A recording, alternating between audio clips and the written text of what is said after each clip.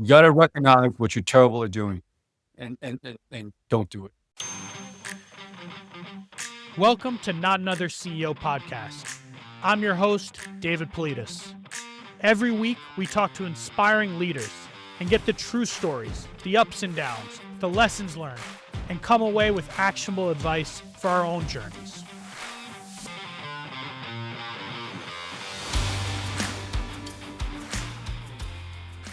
Today's guest is a true pioneer in the world of SaaS and subscription business models.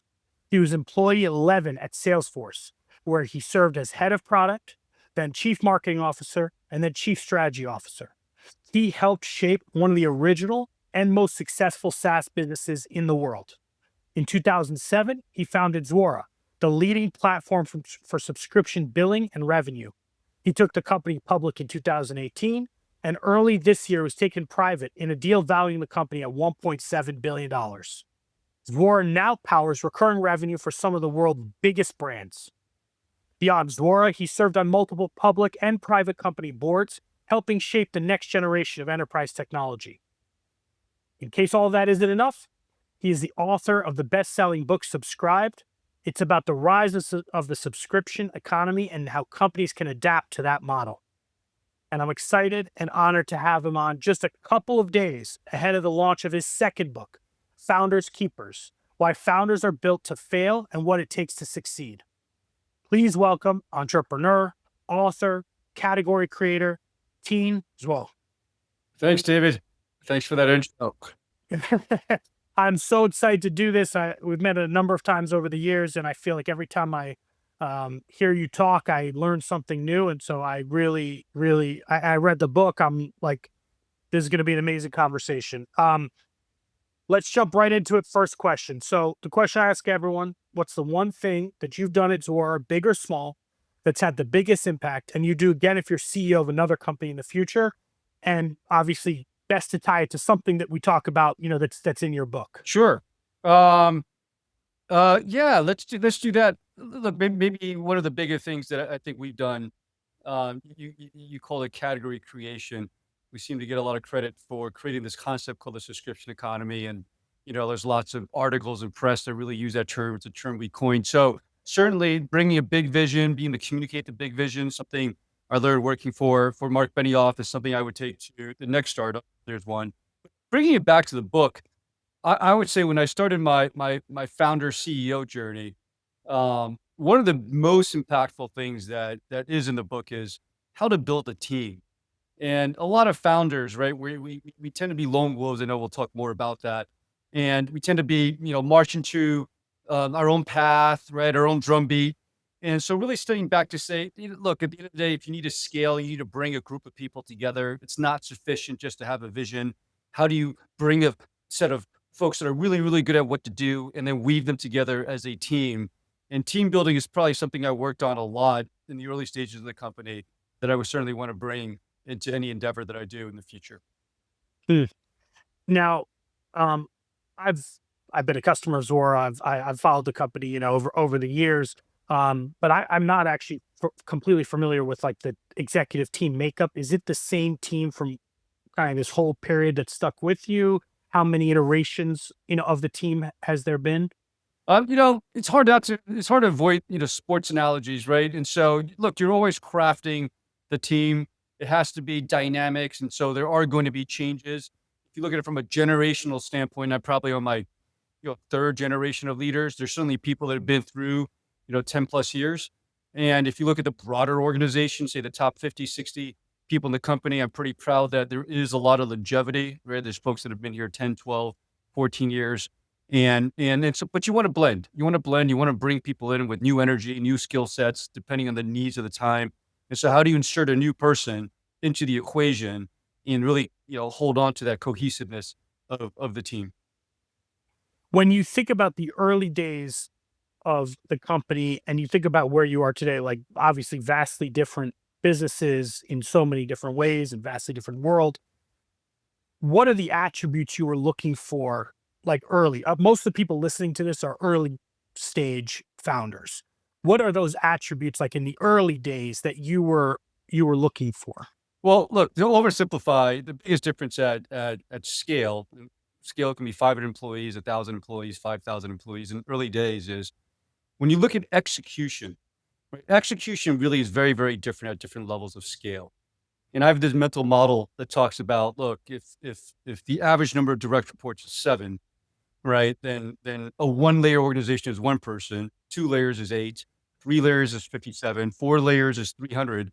And so those numbers, somewhere between those numbers gives you a sense of the break point because a 3-layer organization operates very differently than a 4-layer organization. You've got people that really need to be close to the problem. They want to be close to the product, the customer, whatever the issue is. But once, they become a second line manager or a third line manager, you can't really do that. You can't touch every single deal. You can't touch every single feature. You can't look at every line of code. And so you've got to develop different types of systems and structures, how to communicate, how to bring people together. And so those are the biggest differences. But if you're like, call it below 30 employees, you don't necessarily need to do that. I know a lot of advisors might come to you and say, hire for scale, hire that VP of sales that comes out of this type of organization. You don't always need that in the early stages. But then what you have to be comfortable doing is you have to be comfortable making a change, right? Because the person that got you from, call it $0 to $10 million, 0 to 75 employees is not going to be necessarily the same person that gets you through the next phase. Well, I love that. There are so many investors that tell their companies that are doing 5 million of ARR, they say, you got to go get that VP of sales, get the person who's seen it at 100 million. And you have these founders going out, hiring search firms and hiring people who ran a $200 million business at Google last year, had never worked at a startup. And then the founder wonders, why did it not work? And the investors all upset and all. That's often the story, right? Right, Ugh. right. But the thing you said, which I think actually no one, I've talked to other guests about this. The thing you said, which is super important, is you have to get the person who's right for the right size and scale and trajectory, but then you have to be comfortable replacing that person at some time, most likely. And that's kind of that trade-off, but that actually is a better strategy than getting the person today for the business that's 7 years from today. That's right. That's right. So much of the advice has to be context sensitive. And so what we try to do in the book is to come up with generic advice. Maybe some context is helpful if we're going to talk about the book. Um, I've been on my founder's journey, and I had my critical moment when we were about 150 employees or so, where in hindsight, I really felt like, hey, that was a make or break moment. If I hadn't evolved and grown and developed, who knows if the company can be there. There's a critical person during that time, this guy, Richard Hagberg, who is he's an executive coach. These days I call him a founder's coach, but he's been doing exec coaching for about 30 years and maybe more. In the last decade or so, he's been working almost exclusively with founders. And so he goes pretty deep with, up to about 200 founders. But the unique thing about Rich is he's got a framework, he's got a system, and it's really based on data. So he collects data on about 46 different competencies, leadership competencies, and about 100 or so plus personality attributes. And so when you work with them, he collects how you do against those 46 competencies. He collects what you are like against these personalities, and he's able to play back to you, hey, the reason you are the way you are, the reason you lead, ultimately, is based on who you are.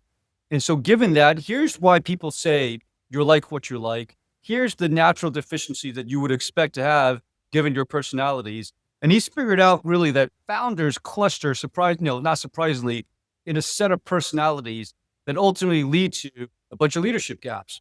And so what we found is the same things that make up a founder, make us do what we do, ultimately are the seeds, right? The seeds sown of our own destruction. So we call founders, they're like ticking time bombs, right? Maybe a ticking time bomb, but without the clock. So when is it going to run down to zero? When is one of the things that made you what you are, great at what you do? What's when you're going to trip up on it, and what to do about it, right? How do you spot those things and how do you avoid that? And so we call the book Founders Keepers, but that's the basis of things. And I know you're to read it, and it's a little bit self-reflective, right, about who we are as people and as. It's amazing, actually. When you read it, I can go to certain moments in time in my journey, and like I literally am like reliving experiences, Yeah. as you're going through it. And um, so can you talk maybe just I want to get a little bit of the background on like how you and Rich started working together like at that scale? We were about, I think, 130, 150 employees. So it was about 15 years ago, and that's when I started working with him. And you've been working with him. I have, and in fact, I love his system so much that I put my executives through it. And so I have a leadership scorecard for every one of my executives. And Rich can even do things. Again, it's all data. So he can even blend things together and say, look, on a composite basis, on a group basis, here's a composite leadership profiles that you have. Are you balanced enough? Or do you skew too much towards execution? Do you skew too much towards relationships? And what are the skill sets that you really need to add to the mix on the whole team? And then what are the strengths and weaknesses of each other, and how do you lean like, on each other as a team? So let's talk about those attributes, the personality attributes, the competencies that you mentioned before. If you, there's a lot. I mean, again, it is a very scientific. For as much art as there is, there's actually this book has a lot of science to it. To your point, um, in your mind, when you look at the founders you've worked with, because you've worked with founders, I know you've mentored people, and he's worked with so many people. What are the attributes? Like, if you had to say three attributes, three competencies, maybe three of each, however you want to do it. Like, what are those things that stand out for the people who are the most successful? Well, I mean, it won't be a surprise, but founders, they tend to be lone wolves, right? They're very comfortable going out in a specific direction that's on their own, right? They don't necessarily need, social approval in many ways. Founders are also they're very risk taking, right? They embrace risk. Again, we also talk about the difference between a successful founder and an unsuccessful founder. So when the risk taking is paired with good, strong decision making, it leads to a positive outcome. But what you see is some of the unsuccessful founders, they have the same level of risk taking. They don't always make great decisions. And that's kind of one of the things that gets them into trouble. And then the third thing I'd say is, founders are very, very much able to, they eschew, standards that other people have, right? They like to bust the status quo. They like to change the status quo, and they like to push for something new and something very, very different. Now, those same attributes, well, personality attributes, when you look at a leadership profile standpoint, they tend to skew very positively along the vision dimension. And so when you look at these 46 competencies and using, some of these things that you see today talk about quite a bit in AI, but statistical analysis allows you to cluster these personalities or these competencies. And so most leaders either lead by vision. So think of like a Steve Jobs is probably a classic one. They lead by execution. And so probably the more classic one would be somebody like a Jack Welch, right? Or they lead by relationship. And maybe a John Chambers of Cisco, more of your classic relationship driven leader, of Meg Whitman at eBay when she was there. And so founders, unsurprisingly, skew really heavily towards vision, right? They're vision oriented. They can see around corners. They can communicate. They can evangelize. They can convince people to follow, whether it's customers or employees or often investors. But when it comes to the execution dimension, they're well to very, very good. And then when it comes to relationship, it's a mixed bag, right? Some of them really don't have the same way of reading people, right? They lack an EQ muscle, if you will. Right. And those are the type of things that ultimately can get them into trouble. Now, for you specifically, you as a founder, I mean, I know you definitely had the vision piece.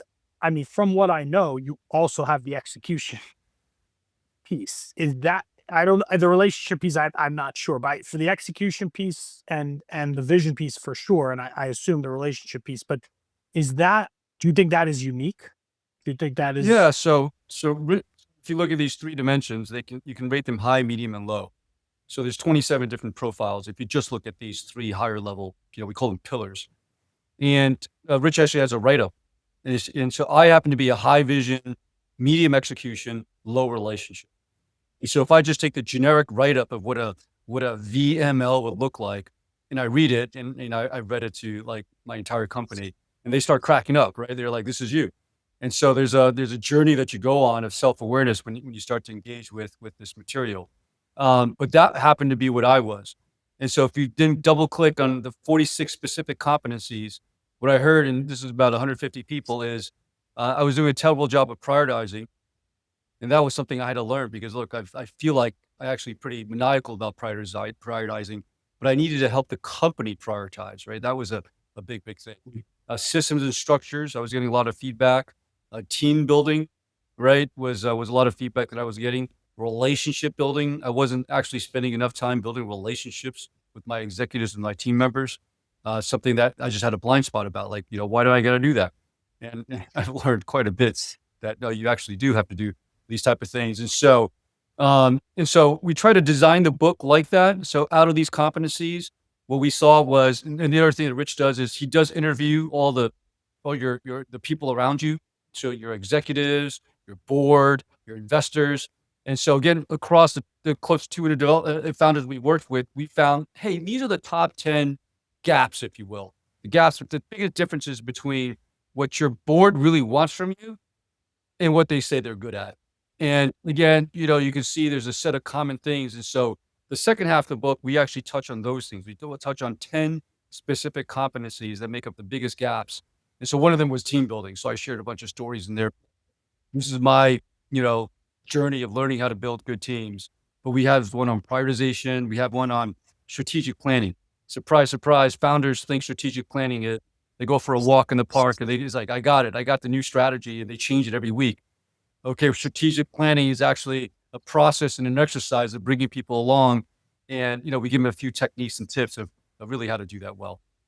So you mentioned that you shared this back, I think you said with the whole company, like when you did this assessment. I want to get like super tactical for a minute here. You actually took it, had like an all hands meeting I and did. I did. And so, look, some context, when I talk to a founder, and I know you work with founders all the time, um, usually I can get a sense, and you kind of look in their eyes and say, are they going through this moment where they feel like it's all falling apart? Or do they look, I got my strategy and I'm charging forward towards a vision. And what I've learned is if they're in that former camp, they're probably going through some inflection point in the company. And they're probably going through some size inflection point. And that's what we were going through. Like, the feedback that I was getting was, we don't have any values. The management is in an ivory tower. They're not in touch with the details. The left hand doesn't talk with the right hand. We love the culture we used to have, but it seems to be going away.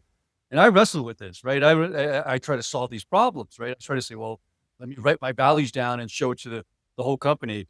It wasn't working.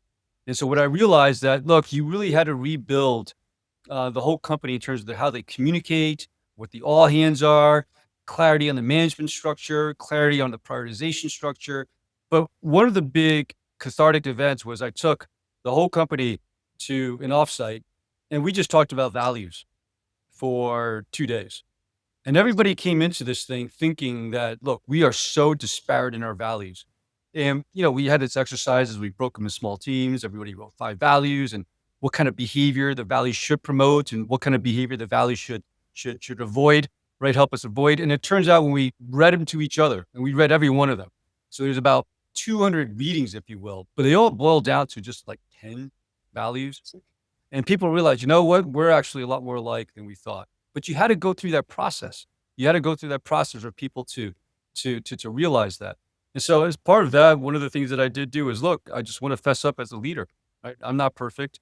And let me just share you. I just did this 360. I collected a bunch of information. Here's what you're saying about me. Here's the positives, and here's what you want me to work on. And again, I think that really actually helped shape the culture because that made it okay to talk about vulnerabilities and weaknesses. And we got back from the offsite, and I could just feel when I walked into to work the next day just how different it was. Right, the whole company culture had literally changed overnight. People were getting up and talking to each other. The level of buzz was high, inside the company. And so, these days I try to do that on an ongoing basis, right? How do you foster a communication of who do we represent, what our values are, what our priorities are? And the big, big lesson for me that I try to impart with founders is it's not about you having all the answers, like delivering it like, I don't know, like Moses, right? Coming down. It's about letting the organization communicate, talk, share, and then create a shared identity, if you will. And it's not a surprise, right? Ultimately, we all want the same things. We all want the same type of values, and we all want to innovate, and we all want a collaborative work environment. And letting people talk about that and express it really builds the trust inside the organization. It's by you doing that in front of everyone, I can also imagine for your leaders, it's to see that because you said you kind of had them all go through Puts a little pressure. something. It puts a little pressure on them to do, to model the same behavior, which also is good for the company. I really like that. And the values thing, I actually, I went through this process where at Better Cloud, where we wrote down the values early on, and then people started saying, like, I don't feel that connected. Like, Dave, you wrote these values down. I don't really feel that connected. And we did something actually smaller, not the whole company. I wish I did the whole company. And it was like 30 of the top performers. And again, when we started writing it down, it wasn't really that off, but it was just tweaking them a little bit and really making sure that they resonated with the people doing the work, the people who we were bringing on. And anyway, these things are so powerful. And I think, at least for me, I never thought that investing in those early, I didn't appreciate the power that that has. And when I talk to founders now, I'm like, write the values down, get everyone on board with them, put them on the wall, as long as they meet, recognize people for living up to them. And when you do that, it kind of takes on a life of its, in a good way, it kind of takes on a life of its own, and you don't have to be around, right? I mean, that was my experience, is like, you can go on vacation, not be around. You can have a team that's 5 layers deep, and people are still living Yeah. those values. People want to know. You just want to know. Like, when I interact with you, hey, do we have a shared sense of a foundation that allows me to rely on your behavior, if you will, right? And as the company gets bigger, you don't always spend enough time with some of the people you're interacting with, and so having that foundation really, smooths out all the different interactions. I like it. I want to go from here to a little bit more of the strategy to execution conversation. There's a lot in this book that is very interesting and very powerful and useful. That area for me, kind of in the back part of the book, I thought that was, I mean, I think everyone needs to read that and understand that and internalize that. Can you maybe just talk us through that section and how you think about that? You mentioned a little bit here, but Well, I really want to, it's that strategy, like you said, where I have had founders who are like, I'm going to go on a 2-day trip to the water somewhere, and I'll come back with the no. strategy. So maybe, talk through that a little bit. Yeah. And look, there is a lot of value, yeah, in going away once in a while, right? I've worked with founders like, okay, you haven't really stepped away from the job. I remember I met with one founder. Again, you could just sort of see in the eyes, he was just overworked, overstressed. It's like, look, when's the last time, like, you had some fun? And he was single at the time. When's the last time you went on a date? And he was like, look, it's been like 2 years. And so I said, look, let's put all this stuff aside. Let's just go for a walk. And then we went for a 90-minute walk.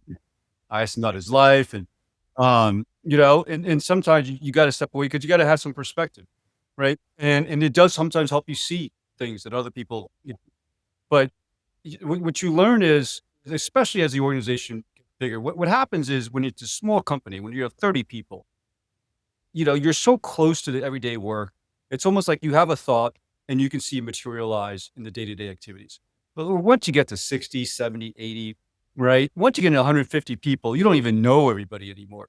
And so you really have to let the organization own the strategy.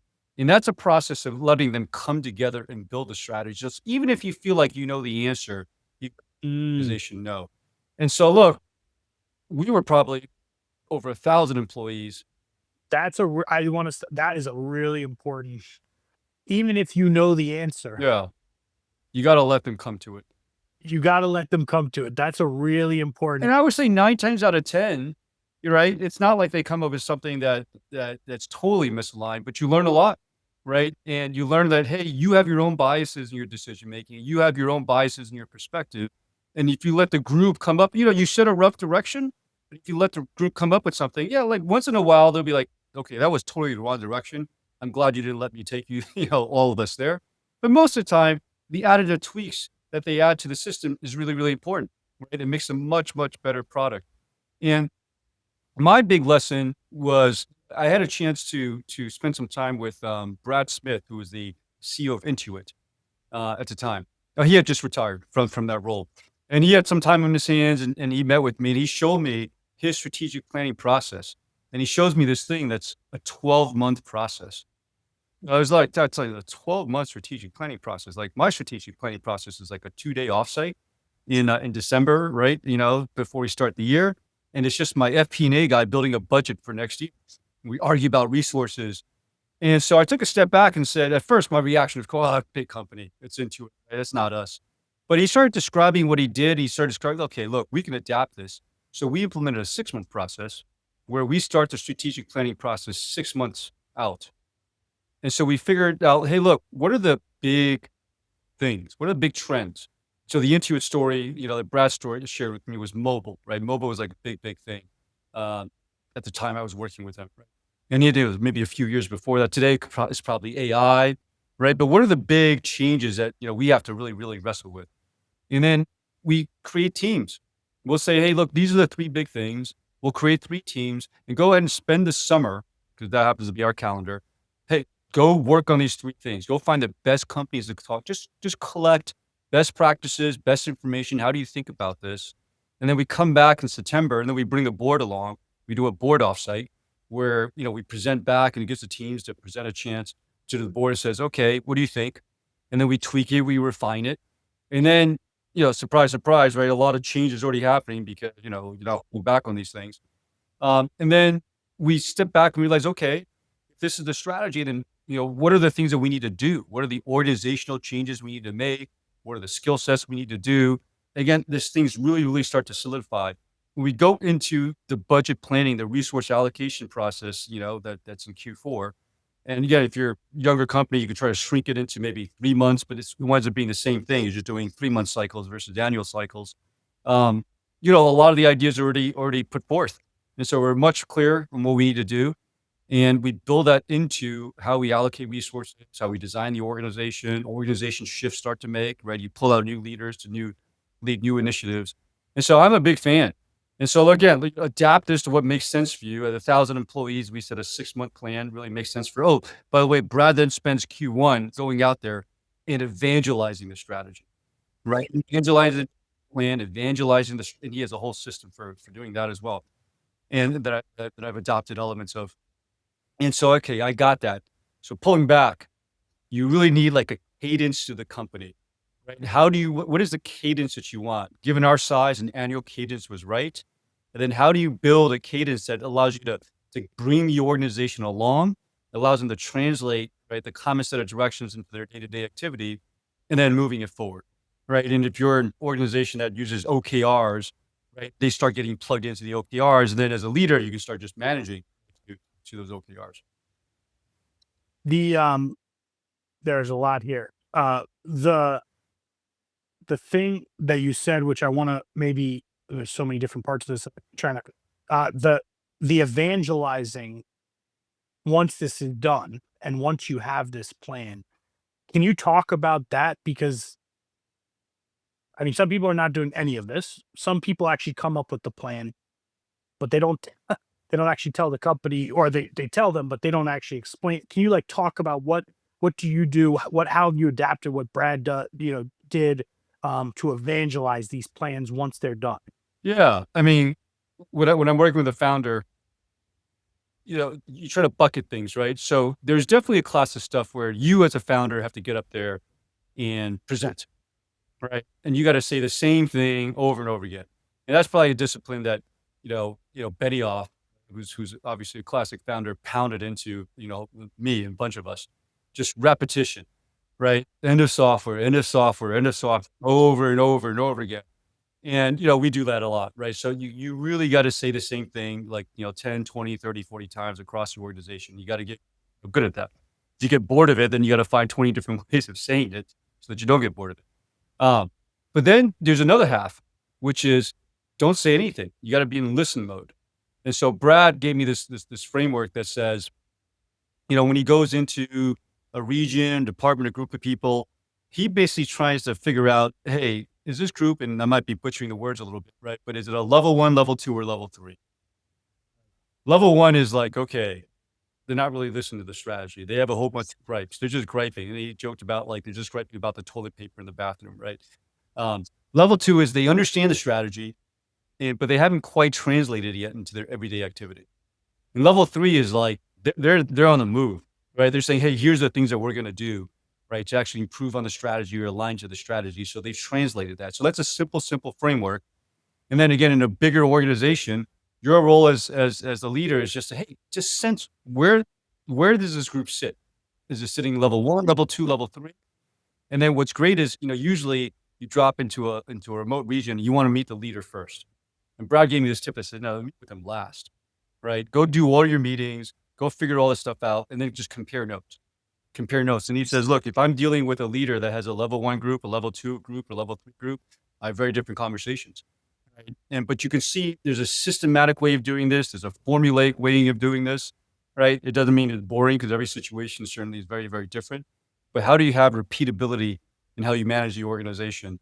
And how do you just have a framework for how to think about that? And as founders, I find, because we tend to be these days, more product folks and data folks, right? And that's what I love about Rich's framework. At the end of the day, there's data to back up these things, and there's frameworks of how to approach some of the big problems that you're dealing with on a day-to-day basis.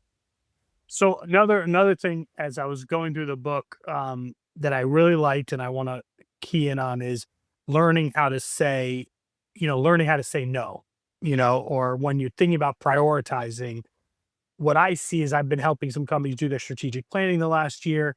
And I see, when we get to the end of the day, they've got like 400 priorities. And I don't know anything about the business. And I'll basically say, so you're gonna do all of those things? They're like, oh yeah, we're gonna do all of those things. I'm like, that sounds like you need like 3 times as many people to do that and 4 times as much money. Um, from your perspective, like how do you do that? Like, how do you say no? How do you prioritize? How do you push back? But also, like you were saying before, let them loose. How do you protect against yourself? Like for me, I was the problem for a lot of the time because I was the visionary and I was like, we're going to do all these things. And in reality, we did 50% of them. Like, how did you handle that? Well, look, you touched on something that was really interesting, right? At the core of it, the question is, are you the problem? Right. And so, so the book talks about what makes founders a founder. It talks about like, what's the difference between a successful founder and unsuccessful founders. And, we looked at the personality profiles, right, tied to the leadership competencies. We clustered into 5 key things, 4 key things. But there's a 5th one that was a little subtle. It was about self-awareness. And, that seems to be a huge swing factor between founders that are successful and founders that, blow up. And the self-awareness is a journey. And, you are good enough to admit it, right? A lot of times the problem that the organization has with prioritizing is you're coming in every week with a new idea because that's what we do, right? We're out there looking for something. We want to iterate. We want to experiment. We want to express our ideas. And so again, this is all scale. So if you're trying to find product market fit and you're 15 people, then okay, everything's possible, right?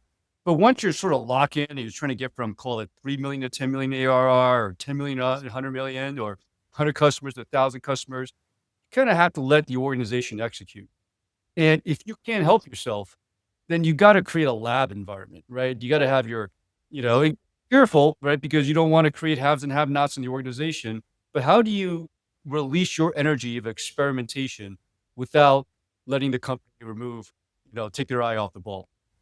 And so one big thing is to find execution-oriented leaders that roll into you, and in many ways, hand the keys over to them, right? And this is where understanding teams and understanding all that and how you play into the team is really, really important, right? Letting your organization say no to you.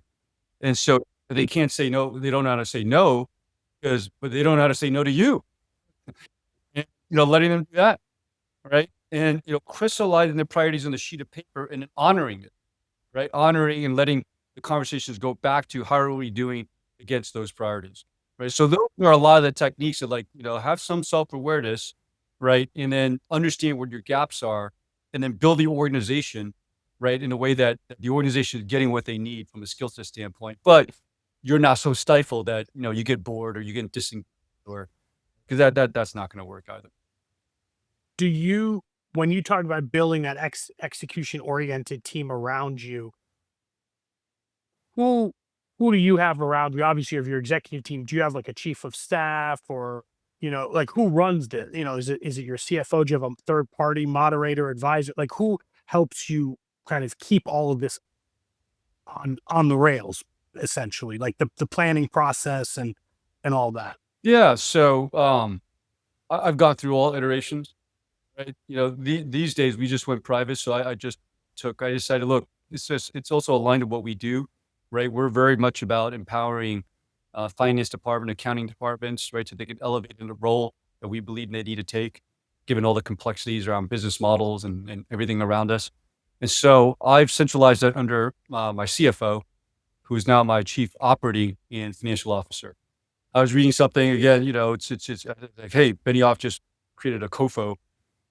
Very well. I'm trained to, like, every time he makes a move, I try to, like, take it apart, and what is he doing? And so there's like, "Hey, this one makes a lot of sense for us," and, we're obviously a totally different scale than Salesforce, but I liked a lot of that, right? And it really allowed me to centralize the operations of the company in one cohesive way, and so but, previously, I had a head of strategy and operations who did an incredible job the last 4 years. And that was really important during that phase, and that phase was sort of the COVID phase, right? It's just how to even manage through all that. And then when we were smaller, I had a fantastic chief of staff, classic McKinsey guy, right? But really able to bring people together, right? Really able to structure these meetings, and he did a fantastic job for that phase. But you've always had some. You gotta recognize what you're terrible at doing, and don't do it. Yeah. Yeah. Um, what actually, and we're talking about Betty off a couple times here. Like, what is the one thing you've kind of taken from Salesforce you think that is, um, if you look back, like really played the biggest part in your success? Well, I mean, look, there's a whole bunch of things, right? The whole idea of alignment. We don't exactly do the V2 mom, but I certainly understood the power of the V2 mom and the need for alignment right before you get into the execution. And we would have a 2-day offsite. The whole technique of offsites, I do quarterly offsites. And that's something, you know, Petty Op is maniacal about that. I don't see a lot of other folks do. But really taking a step back with your leaders and just kind of resyncing every quarter. And we would do a V2 mom in the early days. We would spend 2 days on the V and never even get to the mom. And it drove us crazy as execution oriented folks. But I get it now, right? I get it that it's about alignment. He really wants to see a group of people have a shared vision before they start, executing. Otherwise, they're going to be pulling in different directions. Another one, certainly, it's kind of interesting, right? We're known for the best sales deck ever. Andy Ratcliffe took one of our decks and then turned it into this blog post. But look, that was just a technique they got from Benioff in terms of just tell the story over and over and over again. But it's not about, it was never about like trying to create a fake story, right? It was always about like, what is the problem we're trying to solve? We're trying to get people to use custom objects way back in the day, right? Which eventually led to this whole app exchange thing. We're trying to get people to understand that there's a difference between, software in the cloud and the phrase in the cloud didn't even exist back then. And so you're just trying to explain to people what's going on, but do it in ways that are simpler and simpler and simpler. And eventually, the right story and messages come out of that. And so that's a discipline that we do. And understanding that that's not something we used to joke, George Who was a big part of the Clarence that we would have to do 25 versions of a keynote deck, right? We would number them and you would actually see the numbers get up to 22, 23, 24 before it starts to feel right. And so the power of iteration and doing it over and over again and until you get the story right, right? That's what led ultimately to, the best sales deck ever, right? What you saw and it took was probably, version 24. And then we probably did another 24 versions after that. And so, that's a big lesson. Yeah, that sales deck was amazing. I mean, we modeled our decks off of that. I still model like that. That was That was amazing. And I get that. I think the power of it's all back to your point about alignment, making sure everyone knows like this is the story we're telling. It's a true story. How do we tell this story? How does everyone else tell the same story that you're telling, that you know the the founders telling? One thing you said to me, we haven't prepared for this, so I'm just curious. Like one thing that you said to me when I remember we had a dinner, this was many years ago in New York, and we were talking about one-on-ones. And I think I mentioned to you, I have like my calendar was like 8 a.m. to 8 p.m. I had one-on-ones. I had every meeting. I was in everything. And you said, Dave, that's not positive. You're like, you should actually try to get your calendar to be as empty as possible so that you can dive into things when you need to, spend the energy there, come really, and you gave me this advice that I went back that next day and I started canceling meetings. And it was actually a very helpful thing because I was so in the weeds on everything that I couldn't actually jump from things. I couldn't be strategic. I had to be, can you talk, I don't know if that is something that, you've kind of maintained, as the company's gotten bigger and all that, but like, that was for me, that was amazing advice. Look, as a founder, you're going to work all the time, right? And even when you're not working, hopefully you're present with your family. You're in the back of your mind, you're thinking about it, right? So that's never going to go away. Um, but if you look at my calendar 3 weeks from now, it's relatively empty, right? And I tried not to have there's fewer regular meetings. I have some that are, that are sacrosanct, right? I jump in on Monday calls, it's a sync calls with my functional leaders. Obviously my offsites are really, really important. Obviously my board is really important. When we're a public company, we have a quarterly cadence and, you're honoring your investors. And those are things that are always going to be there. But I like to try to keep my calendar empty now. The day before, right? Like the calendar will fill up. Or if not, I'll just spend my time like, okay, well, what are the things I'm losing track of and call people? Because you're trying to monitor the organization, you're trying to understand what's going on, trying to get a pulse of the organization. And when you're just going from meeting to meeting, especially these days on Zoom, you just don't have time really, really to do that. And look, I don't think this is just true for founders. If anything, I'd say you probably were able to go back and blow up your calendar and just change things, right? What I find is executives often have a hard time with that in their organizations. And so we have a lot of conversations. I know when I talk to my executives, sometimes I do say, okay, well, pull up. I don't want to look at the calendar next week. I want to look at it 3 weeks from now. And if it's all full, I don't know how to have time to do anything that I'm asking you to do. And so, we got to figure that out. Like now, tell me about your leadership team. Do you really need to do this? And again, we're at a size of scale now where I shouldn't be doing that with anybody that's a direct report of mine, but I'll do that often, with the VP layer or C layer.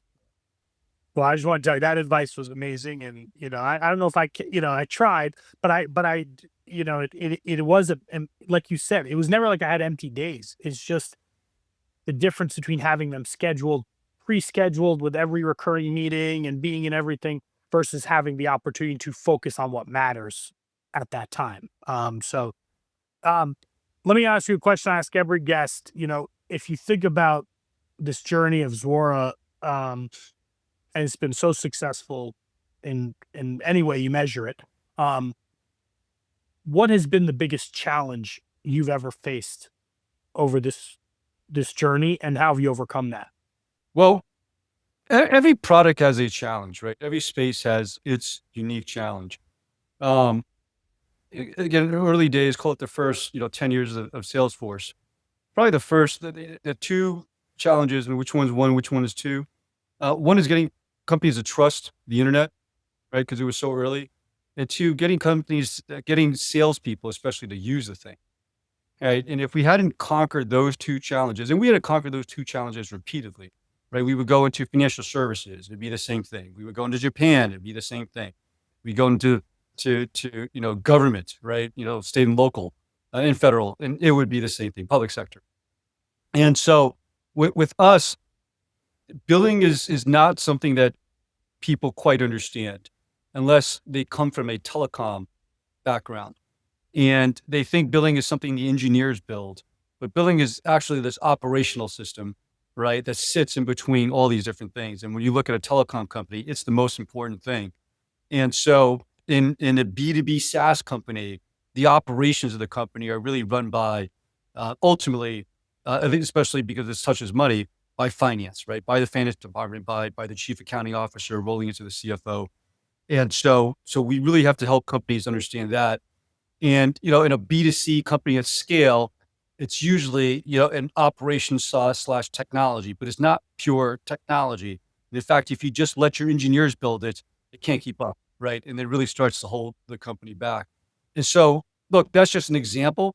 But over the years, if we just simply try to build a product and sell it, um, it wouldn't necessarily click. We had to do a lot of evangelism and education of the industry. This is why you see like, why we get better and better and better at it. And so, and this specific company really was about tackling new things, not just being able to take, hey, look, here's how the product works in the old on-premise world, and let's transplant it to the SaaS. What we're seeing now is, okay, here's how the product works in the SaaS world. Let's transplant it in an AI era, right? For us, there's a bit of an intersection between, hey, we also have to help companies understand business models. We have to help companies understand organizational structures. It's really, really important for us to partner with the likes of Deloitte and PwC's of the world. And so at the end of the day, our company, what attracts the culture of our company is folks that really want to feel like they're changing the world, right? They're feeling like they're showing the world a different thing, and then signing up for that journey, because that's not necessarily a straight line journey, but ultimately, you go through a lot of growth, you go through a lot of accomplishments, and you go through a lot of personal development. You kind of touched on this a little bit, but I want to like, where is Zuora in 2028? Fast forward 3 years, you've done some, you're starting your strategic planning, where you've like, where is Zuora in 3 years? I think we've got to take our, in many ways, we feel like what we've done so far has really given us a foothold in our customers. We probably, have a, Zoom. We're using some variant of Zoom, and look, we know that what we do for them is really powerful, right? We know that for them to do that without us would cost too much or take too much time or use too many resources, and the probability of failure is high, right? And we know this for whether it's General Motors or the New York Times or whatnot. Um, but we feel like we have to continue to expand, right? That there's all these other things, right? So it wasn't sufficient just billing. You have to do revenue recognition. It wasn't sufficient just to support usage and subscription models. We also have to, well, what happens if you sell a physical product? What happens if you sell professional services on a time and materials basis? What if you happen to sell, large scale projects like construction projects, right? How do you all bring that into the mix? And so we're on a journey really to say, okay, I've been pretty successful so far, but our customers continue to have greater and greater needs. And well, in 2028, we want to be able to say we truly run the businesses of, the biggest and best companies in the world across all these disparate industries. And we feel like we have an opportunity to do that. And that's why we say, look, um, given that we're just not about running the clock over and over again, right? Running the same cycles over and over again. And we wanted to take the company private, right? To really get back to really focusing on our customers, focusing on innovation, and focusing on that 2028 target versus say, what are we doing 2 quarters from now? I love that. I want to transition a little bit to your background. Did you always know that you wanted to be a leader, a founder? Like, is this in your DNA? Like, give me a little bit of your background, where you're from, like, when did you know that this was what you wanted to do? Look, I mean, I work with a lot of founders who just started their company outside of school, out of school. Seems like it happens more and more these days. I wasn't like that, right? I worked at 3 companies. I worked at Oracle. I worked at a company called Crossworld Software. Again, these are all Oracle variants, if you will, and then obviously at Salesforce. And so I found early on that I really liked business applications. I like building business applications. I like implementing business applications. I like working with companies, right? But I'm also liking, like technology. So Oracle was really trying to figure out what this new thing called a relational database, right? Client server computing was about. Crossworld was trying to figure out how to build an integration layer, and then technology probably wasn't quite ready then, right? And so it didn't quite click. And Salesforce was obviously, what do you do? This is about the internet, and this company is about the subscription model. So I've always wanted to lean more towards the technical challenge at the time, but you also want to grow. And there was a point probably in 2007 where, yeah, I was doing great at Salesforce, right? I could have stayed there for another 10 years, but it just felt like on a personal growth standpoint, once you have an idea in your head, right? You want to go pursue that. And look, ultimately, hopefully that's what founders really see. I'll tell you, I had an investment, had a chance to meet a company, a founder, and, probably late 20s, early 30s. And I got introduced to him. My first question was, "Hey, what do you think? Do you think you want to like build this a little bit, then hire a professional CEO or hand over the reins and really stick with the product, or do you want to go the distance?" And he's like, "Look, no, I think I want to be CEO. I want to go the distance." And I was like, "Great, and sign me up, right?" Because he was in there for just that personal development, personal growth journey, knowing that it's going to be hard, knowing that he doesn't know anything about sales, but eager to learn.